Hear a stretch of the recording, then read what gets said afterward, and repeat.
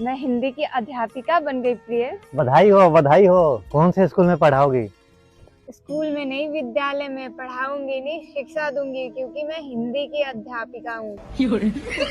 और आप कोई व्यवसाय करेंगे या अपने माता पिता से ही अपना पालन पोषण कराएंगे, या अपनी प्रेमिका से अपना पालन पोषण करवाना चाहते हैं? हेलो नहीं, मैं तुमसे शादी करके तुम्हें अपना लाइफ पार्टनर बनाऊंगा। शादी नहीं, विवाह, लाइफ पार्टनर नहीं, जीवन संगिनी, क्योंकि मैं हिंदी की अध्यापिका हूँ। अरे यार ये सब छोड़ो, मेरी फीलिंग को समझो, फीलिंग को। यार नहीं सखी, फीलिंग नहीं, भावना, क्योंकि मैं हिंदी की अध्यापिका हूँ। अरे पागल, दिमाग खराब हो गया है क्या तुम्हारा? पागल नहीं, अबोध, दिमाग नहीं, मस्तिष्क। अरे यार ब्रेकअप, जाओ जाओ जाओ ब्रेकअप।